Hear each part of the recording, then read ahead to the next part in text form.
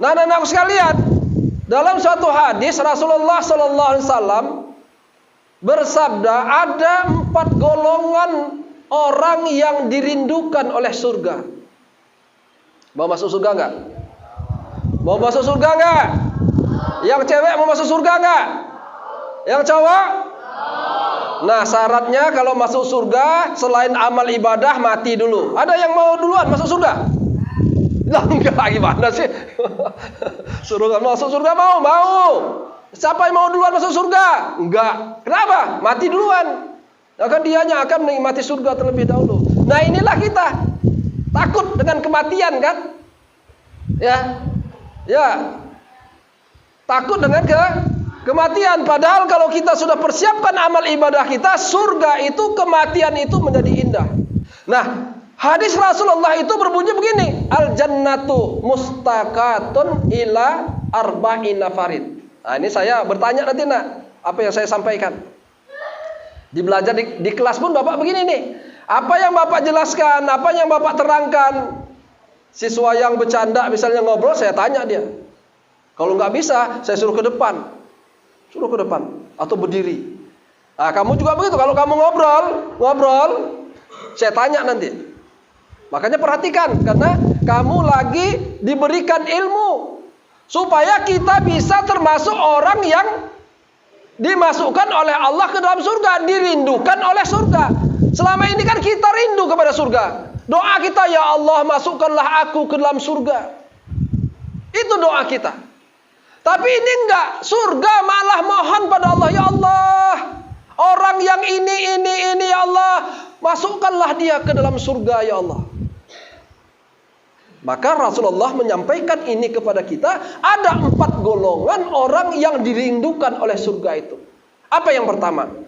Yang pertama kata Rasulullah, talil Quran. Apa artinya? Talil Quran, yaitu orang yang selalu membaca Al-Quran. Nah, pertanyaannya, bisa nggak baca Al-Quran? Ini menjadi tanggung jawab kami, saya Pak Ridwan sebagai guru agamanya. Nah, kalau kita nggak bisa baca Al-Quran, malu nak. Apalagi calon-calon bapak nanti 15 tahun yang akan datang udah ada jadi bapak-bapak ini. 15 tahun akan datang ini udah ada jadi ibu-ibu. Jangan-jangan udah ada nenteng anak lagi. Ya kan? Dan yang ngajari kita itu harusnya orang tua kita yang utama. Bapak kita, bukan orang lain. Kenapa? Karena mengajarkan Al-Quran itu saat pahala. Apa tadi? Mengajarkan Al-Quran itu adalah pahala. Dengerin. Langsung kan? Ya contoh nih, langsung begitu. 1 huruf kita baca Al-Quran, 1 pahalanya. Maka tadi ketika kita baca tahtim, tahlil, ikut nak. Kenapa? Saya ingin berbagi pahala, jangan saya aja yang berpahala. 1 huruf kita baca Al-Quran, 1 pahalanya. 1 pahala dilipat gandakan oleh Allah menjadi 10 pahala. Itu di luar bulan Ramadan nak. Di bulan suci Ramadan, pahalanya dilipat gandakan oleh Allah Subhanahu wa ta'ala. Baca Al-Quran. Makanya saya itu nak, waktu kecil dulu yang ngajari saya itu ayah saya. Paling gak enak nak kalau diajari orang tua memang. Kenapa? Kalau marah benar. Kalau mukul benar, ya kan? Makanya orang tua kita ada gak sabar, gak bisa ngajarin kamu. Harus guru-guru ini yang mengajarin kamu. Kenapa? Kalau kita salah, pukul benar. Saya ingat dulu ngaji, nunjuk nggak boleh pakai tunjukan, harus pakai ini nak. Pakai telunjuk nih. Dulu ngajinya beda dengan sekarang. Kalau sekarang kan gampang tuh. A, ba, ta, a, ba, ta, ba, a. Gitu ya, cepat memang. Dulu enggak, harus kenal huruf dulu. Alif, ba, ta, sa, jim, ha, kho, dal, zal, ro, zai, sin, shin. Ya kan? Sod. Ya, sin, shin, sod, dot, to, zo, ain, oin. Terus fa, qaf, lam, mim, nun, waw, ham. Mantap. Ntar THR minta sama orang tuamu. Kalau Pak Jul minta THR juga sama kepala sekolah ntar. Ya. Oke, nah. Itu dulu. Selesai itu bisa Bisa semua, bukan hafal. Kenal, bukan hafal. Saya bilang kan, kenal. Kenal, ini huruf apa? Alif. Ini huruf apa? Ta. Ini huruf apa? Shod. Setelah itu baru menanjak bacaan selanjutnya. Dulu dieja, dinyanyikan enaknya dulu. Sampai sekarang terkenang saya. Terkenang cara membaca Al-Quran itu. Kalau di kampung saya di Medan, itu cara baca Al-Quran diaja alif date a. Date itu di atas, alif bawah i kasroh, alif depan u itu domah, a i u. Enak loh. Ba date ba bawah bi, ba depan bu, ba bi bu, ta date ta bawah ti, ta depan tu, ta ti tu. Selamat datang Pak Haji Naswir, ketua yayasan kita. Silakan Haji. Saya lanjut, izin. Sini Pak Haji. Ya, dieja. Kalau ada tasdid nanti, ya, misalnya ada tanwin domatain, badate ba, nun dua di depan nun, ba nun. Nah, enak ngajinya enak dulu, dieja. Jadi ada seorang anak yang belajar ngaji sama uaknya,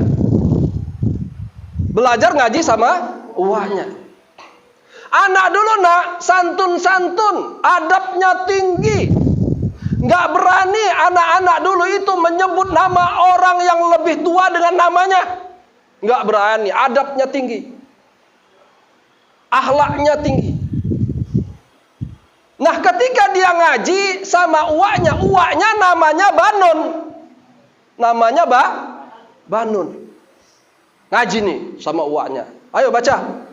Namanya anggaplah namanya si Sauri, ya kan?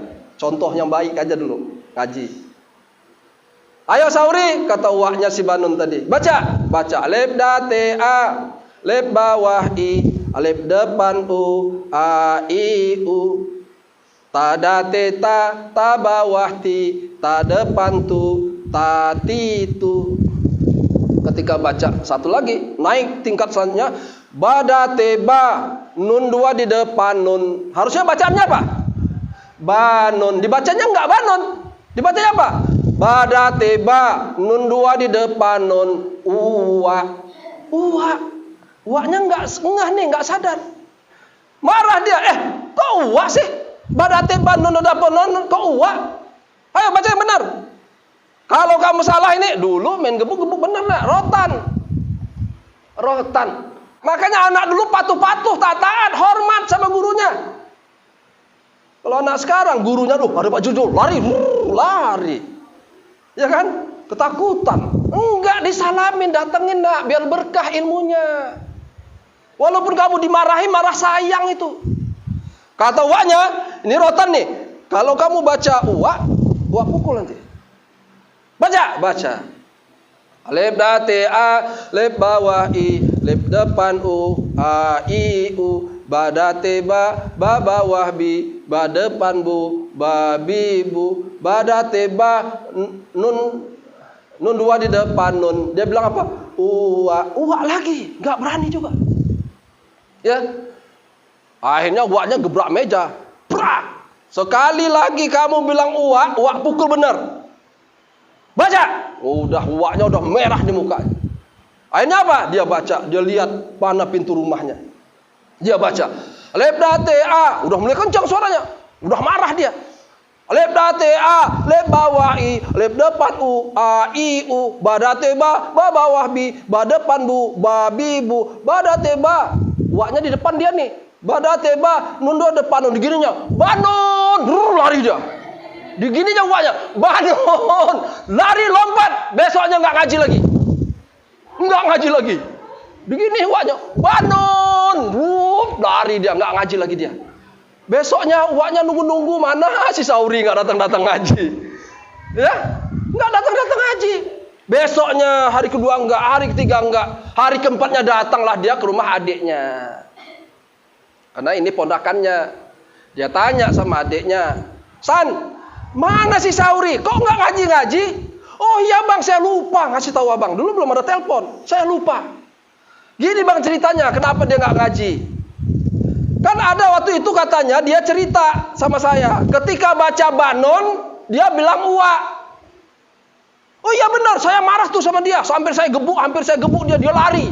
Lompat dari rumah panggung, lompat, lari, angkat sarung, lari. Ya gini bang ceritanya, nama abang kan Banon. Jadi ketika baca Banon, dia bilang uak, maksudnya Banon lah itu. Karena dia ini akhlaknya baik, adabnya tinggi, dia merasa berdosa kalau menyebut nama abang. Makanya dibilang badate-ba, nun dua di depan nun uwa. Maksudnya Banon. Oh iya ya. Udah deh kalau gitu bilang Mas Sauri, saya nggak marah lagi, besok ngaji lagi ya. Oh iya bang, disampaikan. Besoknya ngaji Sauri. Alif date a, lep bawah i, alif depan u, a i u. Bagus. Ba bawah bi, ba depan bu, ba bi bu. Bagus. Badate ba, nun dua di depan nun uwa. Iya bagus, keren kamu katanya uaknya dia kan. Nah itulah kenang-kenangan ya. Artinya nak begini, harus bisa baca Al-Quran. Dan itu merupakan keunggulan seharusnya di sekolah kita. Keunggulan sekolah kita dengan sekolah-sekolah lainnya. Kenapa? Sekolah kita paling banyak agamanya. Dan kepercayaan masyarakat di lingkungan kita dengan Al-Wasliyah sekarang tumbuh kembali. Kenapa? Dilihat anak-anak Al-Wasliyah itu mampu mempraktekkan ajaran agamanya di lingkungan masyarakat. Kemarin juara kan? Tingkat DKI atau apa? Dinas DKI itu. Wilayah Jakarta Timur. Juara 2 Saurinya. Alhamdulillahirabbil alamin. Jadi wasliyah yang dibacakan itu. Bangga kita. Kenapa anak Al-Wasliyah mendapatkan juara? Ini yang pertama nak. Wah, kita persingkat. Orang yang dirindukan surga yang pertama adalah apa tadi? Orang yang selalu membaca Al-Quran. Yang kedua, biar singkat, masih panjang ceritanya sebenarnya. Nanti kita cerita lagi di kelas nak. Tapi kelas 9 ya. Kalau Bapak masih tetap. Banyak ceritanya, masih banyak. Masih banyak tuh ceritanya. Tahun depan, insya Allah mudah-mudahan. Yang kedua, orang yang dirindukan surga itu apa? Wahafizil lisan. Menjaga lidahnya. Dari perkataan yang tidak baik. Dari perkataan yang menyakiti orang. Dari perkataan yang kasar. Nah ini saya sering banget dengar anak-anak kalau lagi ngomong sama temennya, bahasa ragunan yang dikeluarin. Bilang apa? Monyet lo. Nah kan dibalas sama temennya lagi. Lo memang siapa emang? Lo temennya monyet kan?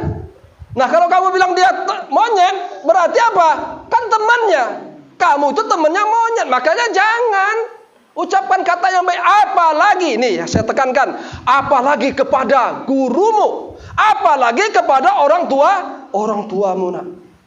Terutama apa nak? Jaga lidahnya apa? Dengan orang tuamu, berkata yang lembut. Tidak ada anak yang sukses hidupnya dunia akhirat kalau dia durhaka kepada orang tuanya. Nggak ada nak. Kaya pun dia nggak bahagia hidupnya. Maka kunci kesuksesan adalah satu, hormatilah orang tuamu, berkata yang baiklah kamu sama orang tuamu. Ini wahafizil lisan. Singkat aja ya. Selanjutnya yang ketiga apa? Yang dirindukan oleh surga itu. Wa mut'imil ji'an. Memberi makan orang lapar. Ya, ada makananmu. Temenmu kayaknya pengen banget, suka banget. Beri nak, kasih.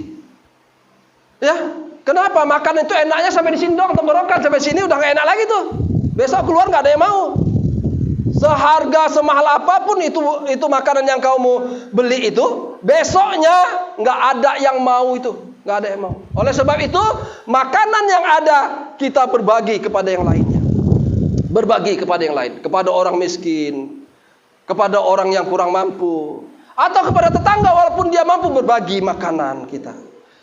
Kenapa? Karena hadis Nabi, orang yang suka memberi makan kepada orang lain, khususnya terutama pada bulan suci Ramadan ini, memberi makan orang yang berpuasa, pahalanya sama dengan orang yang berpuasa itu.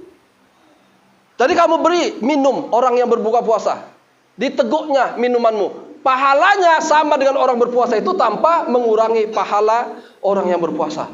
Itulah berkahnya. Jadi jangan kamu itu pelit. Itu menjadi investasi kita nanti di akhirat. Terakhir, anak-anakku. Terakhir, orang yang dirindukan surga itu adalah wasaumi Ramadan. Orang yang berpuasa dalam bulan suci Ramadan. Orang yang meninggalkan puasa dalam bulan suci Ramadan dengan sengaja 1 tahun berturut-turut dia berpuasa menggantikan puasanya yang tinggal itu, tidak tergantikan fadilah dan keutamaannya. Maka jangan sampai kamu tidak berpuasa gara-gara urusan yang sepele. Enggak sahur, udah puasa aja, yang penting kamu sudah niat. Malamnya kan taraweh, udah niat. Udah niat kamu puasa. Nah, pesan Bapak bagi yang tidak puasa, yang perempuan. Kalau yang laki-laki nggak ada alasan nggak puasa, ya. Kalau dia nggak musafir, kalau dia nggak sakit, nggak ada alasan. Kalau ada alasan syar'i boleh nggak puasa. Perempuan ada alasan syar'i. Kalau kamu nggak puasa, nah, jangan tunjukkan kamu tidak berpuasa, ya. Karena ajaran agama itu yang memuliakan kita, yang meninggikan ajaran kita itu adalah kita. Kalau orang Islam sendiri nggak puasa lalu makan sembarangan di luar depan umum, orang bilang, nih kenapa sih nggak menghormati orang yang berpuasa? Hormati, silakan kamu makan, silakan kamu minum di rumahmu, di dalam kamar kalau bisa, nggak ada yang tahu, kamu sendiri. Sebab yang puasa nanti adik kamu akhirnya dia lihat apa adikmu lagi belajar puasa, ya. Dilihatnya kakaknya makan juga dia, minum juga dia. Dia belum tahu masalah-masalah haid atau enggaknya. Kakak makan kok, kakak minum kok. Akhirnya dia pun makan dan minum. Oh, itulah anak-anak sekalian, pesan Bapak supaya yang tidak berpuasa tolong hormati orang yang lagi berpuasa. Jangan sampai khususnya yang laki-laki tidak berpuasa makan dan minum di depan umum. Kalau ada anak alhamdulillah begitu, saya panggil tuh, saya tarik dia. Mohon maaf nak, Bapak orangnya memang begitu. Diinterogasi dia, tolong nak. Satu, yang kedua, ketika sekarang masjid-masjid sudah mulai kosong, musola-musola mulai kosong, 2 shop paling banyak di masjid Bapak, nggak tahu di masjid yang lain, ya, karena agak panjang. Nah, isi 10 hari Ramadan ini kita mengharapkan malam yang namanya malam apa?